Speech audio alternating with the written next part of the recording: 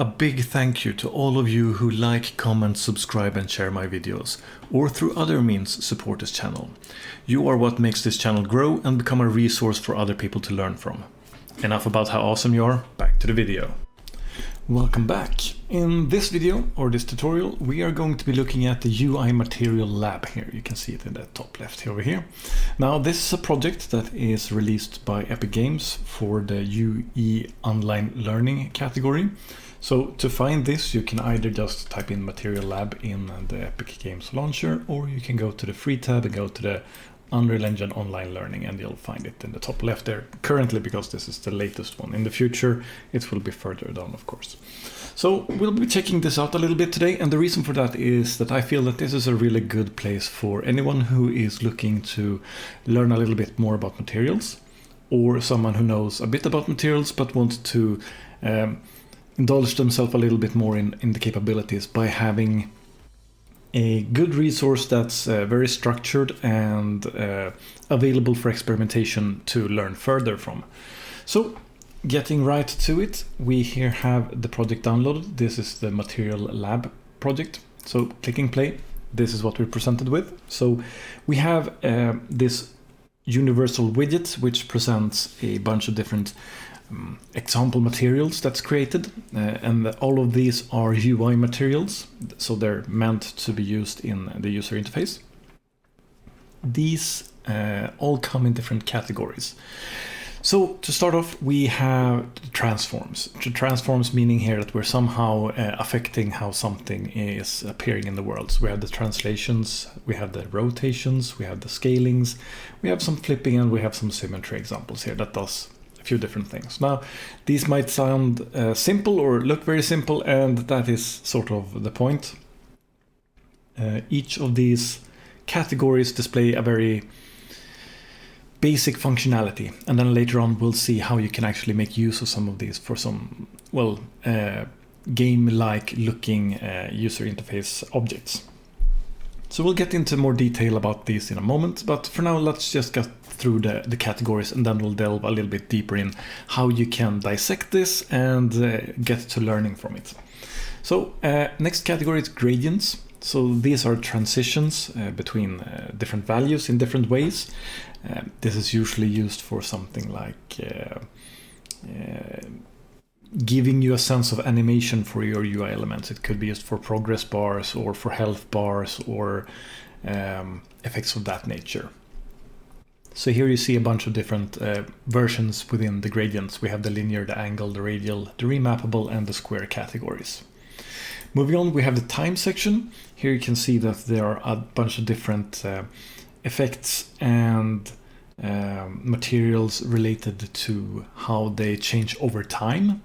So we can see that we have some linear time, we have some sine curves, cubic curves, quintic curves, some different transitional translations. So easing in and easing out have different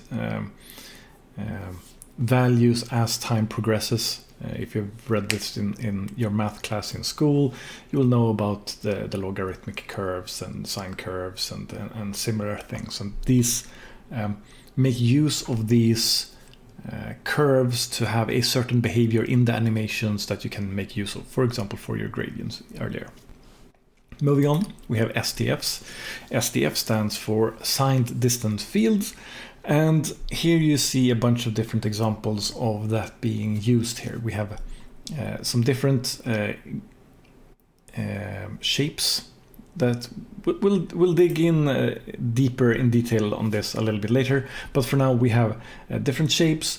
We have a few different, I can't remember what they're called right now, but like unions and subtractions. So like joining two different images or textures together, giving you an output result. It's used for a lot of different things, not only for images and things like that. It's used for like database queries and all kinds of stuff. So these are pretty general concepts. Then you have some morphings, you have some modulations, and you have some SDF effects over here as well. Moving on, we have masks. Masks is usually used for something like either omitting or adding something based on a value or a texture that has values between 0 and 1. So here we have a bunch of different blind masks, some wedge masks, some sector masks, rings, checkers, and radial segments as well. So now you can start to see some effects that you might be able to use in your gameplay UI here already. But this will become even more apparent a little bit later on. Moving on, we have some patterns, we have some grid tilings, truchets maybe, I don't know, I'm not familiar with this word, hexagonal tile and halftones. Moving on, we also have some distortions. You have some slanting of a cube, or not a cube, a square. You have some skewing, wave warp, polar coordinates, and again, truchet UVs here. And then lastly, the category we have is utilities, where we have some random fields. These are usually used to give something a little bit of, well, a random effect, as in making something a little bit less predictable or making it look less uniform for a lot of different reasons. We have some pixelation, we have some stepped gradients, and we have some ping pong. Ping pong is usually something that goes from one value to another and then goes from that value back.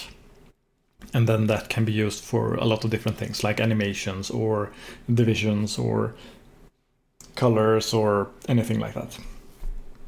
Anyway, so moving on to the final part, we have the applications. So this is where they make use of a lot of these different parts that we've seen so far into presenting something that could be a game-ready UI element. So most obvious we have down here, we have some SDF progress bars. So this is something that could be used for anything related to something that needs to transition from a low value to a high value over time. So it could be something like health, or it could be something like capturing an objective, or it could be something like, I don't know, filling up a quota of resources for a machine or something like that. It's the uses are many, of course. Here you can also see that they can take on many different shapes. They are very different, although they are all doing the same thing here essentially. We also have some buttons over here. The buttons are fairly simple in nature, but they also have an effect that goes into effect when you hover over the button. And here you have some slightly fancier versions of that. We have some animations playing when you hover over these buttons like this. Although these also have animations, you can see a sort of pulsating effect over here. Over here we have something that fits into the category of maybe something like a little bit more cartoony. It has a very stylized look to it. So again, they change visuals as you hover over them. You have a simple text block over here. Here you have a specific something that looks like an objective fill, something from a game like, I don't know, Battlefield or Destiny or something like that. We also have a transitional LCD dot matrix panel over here, which transitions between two different, actually not two, there's three different values here. It's transitioning in between, making use of some of the patterns that we had here earlier. Next we have some icons, and these icons are some basic textures of items. It could be something that you have in an inventory or weapons in a game. They have themselves a little bit of a moving background behind them so that they look a little bit more alive. But other than that, you can also hover over them and you'll see that you get some effects. You get some zooming in on the texture, and you get some effect in the bottom here, allowing you to communicate to the user that this is currently the object that you're either having as active or hovering over, depending on how you use this, of course. This effect is, of course, very useful for when a user has stopped moving their mouse or something of that nature, and among a bunch of different icons quickly needs to see which one is the one that I'm currently over, and this kind of effect allows you to quickly draw your eye's attention over to that icon. Other than that, we also have a profile card here where you have a little bit of a texture moving around, making it look a little bit more alive. So how do we make use of this? Actually, we also have some stat indicators here in the middle here that you could use of something like Diablo's health bar and mana bar or similar functionality. Anyway, so how do you go about learning from these then? Well, starting off, if we just close this down and we open up our content browser, You can see here in our project UMaterial Lab, we have a folder called widgets. In there we have something called the widget blueprint material lab main. Opening this up, this is the main screen that we get when we press play. And inside of it, you can see that we have a bunch of different pages that all correspond to the different groupings that we have up here. So the last one here is the one for the applications, and you have the utilities and such. So each of these are grouped as individual widgets themselves. You can see here on the left here that this is a widget based on the icon. So from this page itself, you can't actually access any of these because these are just sub pages in this widget. If you want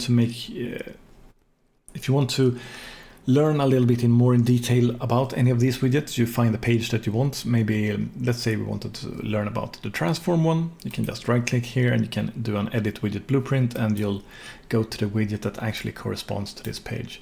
So this is the page widgets for that page. And inside of here, you can see that we have individual widgets that we can select. Now, all of these widgets are, again, if we just right click over here and do an edit widget blueprint on these, you can see that they are following the design of one widget with a uniform look to it. And if we just look at it a little bit quickly here, you can see that we have 5 different variables stored in each of these base widgets. Out of these 5, 2 of them are exposed as public, as we can see here by the eye. This means that these widget variables are being exposed on spawn, and since we have already placed them in this widget, they're not being placed dynamically in runtime, they are already present in design time. That means that these values are available already here. So if we go here to the right, once one of these is clicked, like the top left one here, we can see that the effect name over here is translate1, which again immediately gets set as the descriptor for that widget. Excuse me. And the material that's being used, the effect material, is defined here as well as the MIUI translate1. So if you want to find a specific material in one of these pages, you can just find the page, load up that page widget like I have done so far here, and then you can go check on the material by just clicking the magnifying glass over here, and you'll be brought to that part in the content browser where that material is. In this case, this is an MI underscore material, which means it is a material instance, which means that this material, if we open it up, only has parameters exposed. So we have a bunch of different parameters available to us here that we could click on and then change, and then it would change its appearance. So if we were to unclick the example 1 here and click in the example 2 instead, you can see that it's going from a translation of sideways or horizontal to a vertical one instead, because that's how the parent material is set up. So if we were to go to the parent material, which we see here as a parent material over here, MUI translate, and we open that up, we get to the actual material that all of these different translation material instances are based on. So zooming out here a little bit, you can see that these are very structured. You have small segments of code, like over here, for example, we have this section here is annotated as the animation part. It has some variable in here, so 0.5. If we were to add this or make it 1, for example, this would move twice as fast. So you can immediately experiment and see what kind of effect a different variable would have. So changing it back, you can see that this looks very disconnected, and if you don't work a lot with materials, maybe this looks a little bit weird. What they're making use of here is the material reroute nodes, which is what this one is. You right click here, you can see it's called a named reroute. These work essentially the same as a cached pose would work in an animation blueprint. It's sort of like you're saving this value here, and then you can make use of it somewhere else. If we were to click here, you can see that what I did was I right-clicked and I chose select named reroute usages. That way I'll get to see where is this reroute result being used. So you can see that the animation value that we get up there is then being subtracted here and absoluted and multiplied, etc, etc. So they're using a bunch of calculations on it, and again doing the same over here with a slightly differently colored one. You can go and see where is that one being used. It's being used here along the border for the example over here, and we have a horizontal movement, a vertical movement, etc, etc.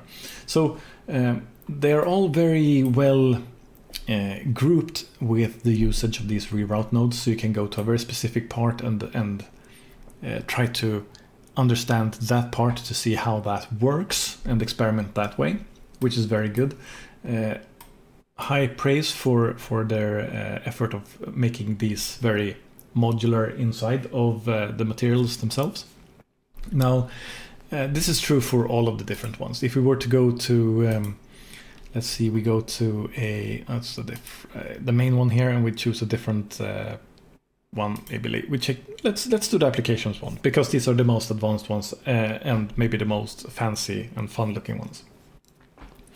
If we were to open up, let's close down the other ones here actually, like so. We don't want to save that. So we open up the last one. We edit this widget blueprint, and let's say we want to see how does this button work, for example. Well, again, we open up the blueprint for this widget like so, and inside of here you can see the effect playing out here, and inside of here you can see we have a brush which is using an image, which is in this case a material instance. This material instance, if we navigate to it, we can open it up, and here we can see what that material instance looks like. So again, this is the instance that has the parameters available, so you can just play around with the different parameters. If you wanted to change something here, maybe you want to change the color of the glow, or you want to change the outline of the glow, or maybe change the size of the button, or maybe the slant of the button or something like that. You can all change the different parameters that they have exposed here. If you want to go to the parent material, of course, you need to find it here, navigate to it, go into it there, and here you can then dissect the different parts here. And this one, just like the other ones, is very nicely and neatly grouped for different parts. So you have some UV reroutes, you have some hovered control, you have some button shapes and glow outlines, alpha hovered, etc, etc. So all the different parts of the material creation is available here for you to study and dissect as you like. Now, something to take into consideration here in this specific example, if we want to delve a little bit deeper into this one. This specific one, if you look at the code, has a little bit of code in it. It has some code that's going on in the pre-construct, in the construct, and then you see we have some on-hovered events on a hitbox that says that we should be playing an animation backwards or forwards, and we have this hovered reference available to us. Now, you might be thinking, hovered, what? I can't see this. This is not a variable or anything like that. Well, this is an animation, so it will be under the category animation here in this case, which means that we have defined an animation for this specific widget, which is called hovered, and we're playing this one based on if this event is triggering or this event is triggering. Going back to our designer, we can actually find this animation by going to the animation tab down here. Here you can see that we find the animation called hovered, and what is actually going on here is, and also you might have this one checked or not, depending on if you do, you might want to uncheck it to make this a little bit smoother, because this is a very small time frame that's elapsing for this animation. But if you wanted to see what kind of effect you're actually getting from this animation, you can drag your scrubber along the animation here, and you can see what's being done here. So we have a few different things being done. We have some changes to our border when it comes to the color. You can see here we go from a specific color to another specific color over here. And in addition to that, we also have a brush material property that's being used, which is called hovered, which is being moved from the value 0 to the value 1. So essentially saying, am I hovered or am I not hovered? And since the triggering event of being hovered or stop being hovered is making use of this animation to play, that means that our material has a property in it that this animation is actually reaching in and setting a value to. So if we go to our material instance, which is this one, we can see this effect in play if we go and find over here. We have the hovered parameter that's available here, and it's currently set as 1. So this is the effect that we have when it's being hovered. If we were to decrease this, you can see that the animation is sort of playing out, and then when we get to 0, this is what the button looks like when we're playing without hovering above it. And just to show you how that looked again, so that's this look now, and then we hover over. So you see that's the transition between the two different effects that we have. And closing and going back again, so that you can see already here in the material instance. Now you might be wondering, well, how is this being used? Well, the variable itself, or the parameter in the material that's being used here, is accessed from this graph itself. In this case, we have a hovered control over here, you can see, and this hovered control has a value of 1 right now. If I were to set it to 0, you can see that it gets to the button visual. So this is the parameter that's actually being accessed through the animation itself. Now, I mentioned it a little bit earlier, but all of these are materials made for user interfaces, so they will be in the material domain user interface, of course, which means that they have these different outputs, and those are the ones that are being calculated from all of these different segments in the material. Yeah, so that's essentially all I wanted to show. I think that this is a really neat little project. You get a lot of different useful things, especially I think the gradient part is something that's useful for a lot of UI elements. And this together with the applications should give you a good sense of how you can make use of this to make your UI a little bit more interesting. And I feel that this project that Epic has released is a really nice project to learn and actually get better if this is one of your weaker sides when it comes to game development in Unreal Engine, or if this is just a topic or area that you want to delve a little bit more into and get better at, essentially. I think it's really great, and hopefully you feel the same and this has been useful to you. Anyway, that's going to be all for now. Keep on learning. Take care. Hopefully you found this video helpful. If you liked the video, leave a like. If you did not like it, leave a dislike. Leave any suggestions or comments you have down below. Subscribe and share this video if you want to see more like it in the future. That is all for now. Keep on learning. Take care.